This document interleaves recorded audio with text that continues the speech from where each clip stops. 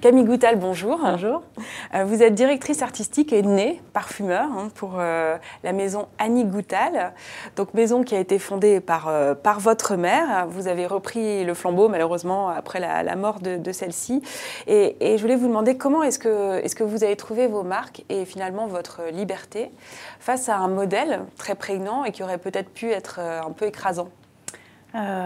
Déjà, j'ai eu la chance d'être entourée d'une famille d'artistes, que ce soit mes tantes, ma mère, mon père, mon beau-père, où on était musiciens, peintres, nés pour ma mère, et avec surtout autour de moi beaucoup de gens qui m'ont toujours fait confiance, quels que soient mes choix. Et donc, avant d'être parfumeur, j'étais photographe. Et quand ma mère est décédée, j'ai décidé de continuer la photo et d'essayer comme je pouvais de perpétuer sa création. Avec, autour de moi, je sentais quand même une grande bienveillance, que ce soit de la part des gens de la société Annie Goutal ou d'Isabelle Doyen avec qui je travaillais. J'étais très jeune, donc je pense que les gens ont voulu m'entourer. Et puis, je ne me suis pas vraiment posé de questions de savoir est-ce que je fais mieux que ma mère, est-ce que je fais comme ma mère. J'avais juste envie de poursuivre mon chemin et ma voie. Qu'est-ce qui vous inspire dans la vie quotidienne, votre créativité? C'est le champ des possibles, c'est-à-dire que tout est une source d'inspiration. C'est l'art beaucoup, donc les expos photos évidemment.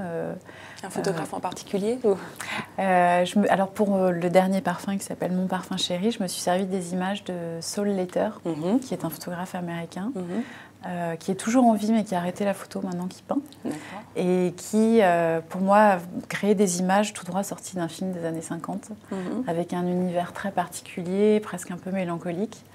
Et je me suis aussi servi des images de Richard Avedon, par exemple, avec cette fameuse mannequin devant ses éléphants, c'est Dovima ou Noima, je ne sais plus comment elle s'appelle.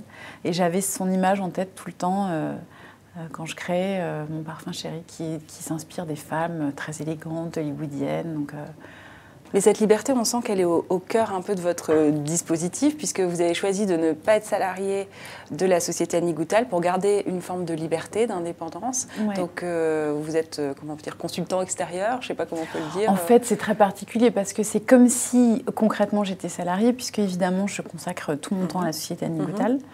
Mais d'un commun accord, j'ai eu la chance que Brigitte Tétinger, qui est notre PDG, accepte que je garde ma liberté et que je sois d'une certaine façon externe à cette société. Ouais. Parce que j'ai besoin de construire ma vie dans une totale liberté pour pouvoir continuer à créer des parfums qui représentent la marque, en fait. On a une totale liberté dans nos créations puisqu'on ne fait pas de test marketing, on n'a pas de brief marketing, on n'a pas de coût de concentré. Vous pouvez utiliser les matières que vous voulez dans le parfum. C'est aussi pour ça que les clients viennent chez nous, c'est parce qu'ils savent qu'ils vont avoir à la fois la qualité, mais aussi une part de rêve. Brigitte Tétinger va avoir assez de courage pour lancer un parfum comme Mon Parfum Chéri, qui est vraiment très particulier, qui est très capiteux, qui n'est pas pour tous les marchés. Donc c'est un peu un deal entre nous, c'est-à-dire qu'elle me dit ok, on sort ce parfum-là, qui est un parfum riche, plein d'histoires, qui est un très beau parfum. Mais c'est vrai que du coup, l'année d'après, on rééquilibre la balance en sortant un parfum qui va être plus frais. Et il faut savoir qu'en général, les parfums frais se vendent mieux que les parfums capiteux. D'accord.